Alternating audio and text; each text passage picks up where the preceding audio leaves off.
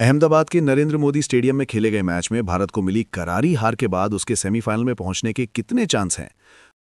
West Indies और Zimbabwe कमजोर टीमें नहीं हैं।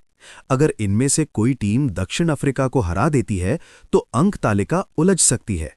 फिर 3 टीमें 4-4 अंकों पर भी पहुंच सकती हैं और वहां फैसला होगा नेट रन रेट से। इसलिए भारत को सिर्फ जीत ही नहीं, डोमिनेट करना होगा। भारत अभी टूर्नामेंट से बाहर नहीं हुआ है, लेकिन अब रास्ता बहुत कठिन है। हर मैच फाइनल जैसा खेलना होगा। भारत को मिली करारी हार के बाद उसके सेमीफाइनल में पहुंचने के कितने चांस हैं? क्या भारत T20 विश्व कप से बाहर हो गया है? ऐसे कई सवाल हैं जो क्रिकेट प्रशंसकों के मन में उठ रहे हैं। ऐसे में इसका पूरा गणितीय लेखा जोखा आइए हम आपको बताते हैं। भारतीय टीम सुपर 8 के ग्रुप 1 में है, जिसमें दक्षिण अफ्रीका के अलावा वेस्ट इंडीज और जिम्बाब्वे की टीमें हैं। प्रत्येक टीम को अपने ग्रुप की तीनों टीमों से भिड़ना है। इसके बाद ग्रुप की टॉप 2 टीमें सेमीफाइनल के लिए क्वालिफाई करेंगी। भारत ने अपना पहला मुकाबला दक्षिण अफ्रीका के साथ खेला और हार का सामना करना पड़ा। भारत को अपने अगले 2 मुकाबले जिम्बाब्वे और वेस्ट इंडीज की टीमों के साथ खेलने हैं। भारत को विश्व कप सेमीफाइनल में पहुंचने के लिए सबसे पहले तो अपने बचे हुए दोनों मुकाबलों को न सिर्फ जीतना होगा, बल्कि बड़े अंतर से जीतना होगा। 2 मैच जीतने के कारण भारत को 4 अंक मिलेंगे और दक्षिण अफ्रीका अगर अपने तीनों मुकाबले जीत लेता है तो वो 6 अंकों के साथ टॉप पर होगा।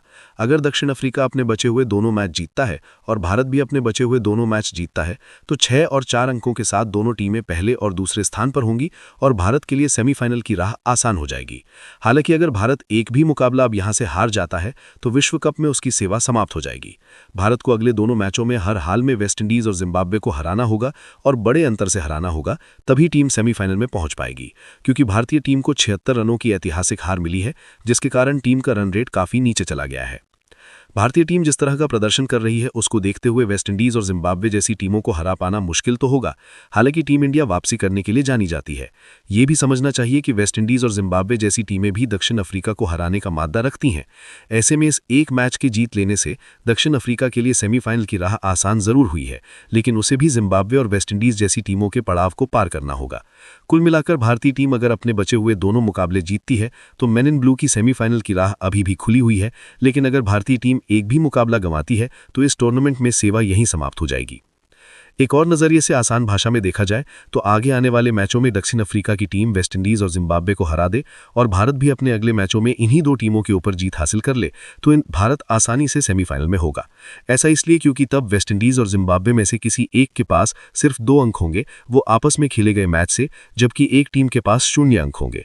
ऐसे में आइडियल सिचुएशन के अनुसार दक्षिण अफ्रीका के 6 अंक, भारत के 4 अंक, वेस्ट इंडीज और जिम्बाब्वे में किसी के 2 और किसी के 0 अंक, इस तरह ग्रुप 1 से टॉप 2 टीमें भारत और दक्षिण अफ्रीका हो सकती हैं और भारत सेमीफाइनल के लिए टिकट कटा सकता है।